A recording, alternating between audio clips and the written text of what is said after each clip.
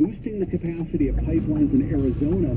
Part of that is because of population boom. The other difficulty there is, to your point, if there's no refineries in California that are feeding into those pipelines, where's the gasoline going to come from? And that's the problem.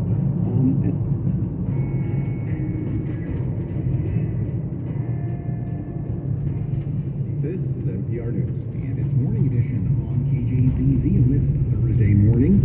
2 Israeli embassy aides were killed in a shooting in Washington, D.C. on Wednesday night. A suspect is in custody. Details are at 5:34 on KJZZ's Morning Edition. KJZZ is supported by Arizona Business One Stop, a secure online tool to help Arizona residents plan, start, and run a business. Details online at businessonestop.az.gov. Taking a look at international news at 5:20. North Korean state media says a serious accident has occurred during the launch ceremony of a new naval destroyer. The North Korean leader Kim Jong-un is said to have personally witnessed the incident. The BBC's David Bamford reports. 진수 과정에 미숙한 지휘와 A stern North Korean state television newsreader tells the nation that operational carelessness was behind the accident that led to panels of the warship's hull being crushed as it headed down the slipway. An angry and presumably embarrassed North Korean leader, Kim Jong-un, called it a criminal act that could not be tolerated. The accident took place at a shipyard in the eastern port city of Chongjin. Last month, North Korea launched its first 5,000-ton destroyer, the Chohyun, by far the largest in its naval fleet. That's the BBC's David Bamford reporting, and you're listening to Morning Edition.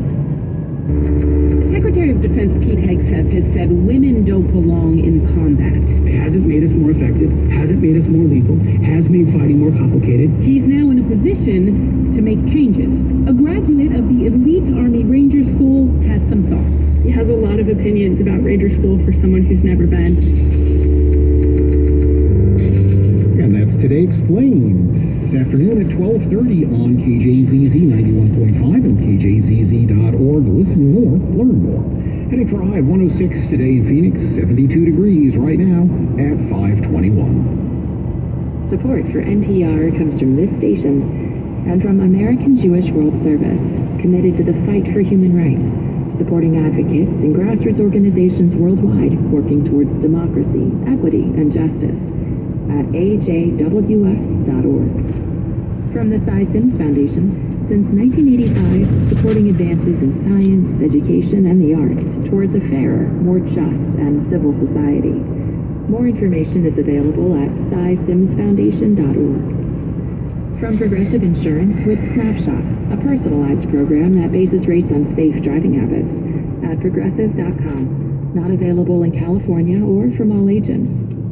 And from listeners like you who donate to this NPR station. This is Morning Edition from NPR News. I'm Michelle Martin. And I'm A. Martinez. South African President Cyril Ramaphosa was in the Oval Office yesterday. We are essentially here to reset the relationship between the United States and South Africa. But President Trump had a very different idea in mind. Here's NPR White House correspondent Deepa Shibra. The conversation started off in a pretty friendly way, but the relationship between the two countries hasn't been this strained since apartheid. And when reporters started asking questions about it, that prompted President Trump to do something unusual. Turn the lights down. Turn the lights down. And just put this on. It's right behind you. It was a 4-minute video with clips of a South African leader from a minority party singing an apartheid-era song called Kill the Boer, which translates to farmer. And Trump had a big stack of articles, too. Death. Death. Death. Horrible death. Trump was trying to bolster his false claim that there's a, quote, genocide against white farmers going on in South Africa. It's a group of people he's welcomed to the U.S. as refugees, despite shutting out people from other countries. White people are a minority in South Africa, but they own a large majority of the farmland. Recent data from the end of 2024 shows that there were just 12 murders linked to farming communities, and those most likely include black laborers. President Ramaphosa tried to push back. When you do allow them to take land. No. You do allow them to take land. Nobody can take land. And then when they take the land, they kill the white farmer. And when they kill the white farmer, nothing happens to them. No. there is quite nothing happened. Ramaphosa said Trump needed to listen to the voices of South Africa, and he brought 3 guests along to make his point, including golfer Ernie Els and South Africa's richest man, Johan Rupert, who are friends of Trump. If there was Afrikaner farmer genocide, I can bet you these 3 gentlemen would not be here. Ramaphosa remained calm during the hour-long ambush. It was a much different scene than the blowout meeting in February between Trump and Ukrainian President Volodymyr Zelensky, which ended abruptly. Zelensky was asked to leave. Ramaphosa said he hopes the U.S. and South Africa can increase trade. He also made clear he wants to see Trump at the G20 summit in Johannesburg later this year. Trump was non-committal. Deepa Shivaram, NPR News. For more on this, we're joined now by South African journalist Redi Tilabi. Redi, welcome. Thank you for joining us. Thank you so much. It's great to be with you. So what did you make of the interaction between President Ramaphosa and President Trump? Well, it was certainly volatile, especially after they were talking about a non-existent genocide. And the good thing is that South Africa came with very lowered expectations. They really thought it would get so heated after what Zelensky went through. There was an ambush because they were supposed to have a private meeting first to set the record straight before facing the media in that public spectacle. But at the very last minute, the Trump side just changed things. So a mixed bag in that President Ramaphosa is a cool cat. He's not a showman, but sometimes that works in his disadvantage because he doesn't get a word in. But they had lowered expectations, and certainly they were relieved that some of the things like the ICJ case that South Africa took, the Israel case that South Africa took to the ICJ didn't come up. The International Criminal Court case is what you're speaking of. Now, let's go back to this genocide claim. It's been circulating for some time. What's your understanding of the origin of the claim and why it's been picked up by President Trump? The reasoning in South Africa, what they believe is that this has everything to do with Elon Musk.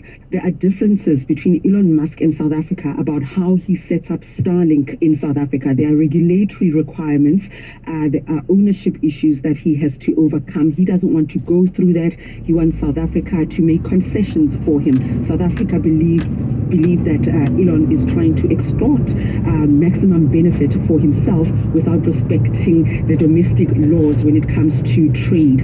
And so he's whispering to Trump as you know, with the aim of tarnishing the relationship so that South Africa is under pressure and gives in to his concessions. But the second reason for that is that South Africa has a historic inequality when it comes to land ownership. The majority of land is in the hands of white people. And the reason for that was because of apartheid, the dispossession of black people. They were forced out of their lands many years ago, and South Africa has been stalling. It is the fault of the South African government that they've been lethargic, stalling, and not doing enough to get what they call land restitution and land compensation. And so they introduced this piece of legislation to achieve that, and it is causing such domestic disharmony. So the white landowners are coming to the United States, mobilizing the Trump administration to stop the South African government from doing this. But can you just clarify, are these white landowners, have they been subjected to violence? And are they, in fact, the majority of the victims of violence? We do understand that there is a problem with violence in South Africa. So have these landowners been subjected to violence, and are they the majority of the victims? I mean, the president's calling this a genocide. They are victims of crime, just like every black person in South Africa. There is no unique crime directed at white people that has a race lens. South Africa has an unacceptably high crime rate. The majority of victims of murder in South Africa are black men. The majority of victims of rape are black women. And of course, farmers are vulnerable because they're often living in the outskirts where it's much harder to call for help. Some of the victims of farm murders are farm laborers themselves. Sometimes the crime on the farm is a domestic dispute between the landowner and the workers. And so the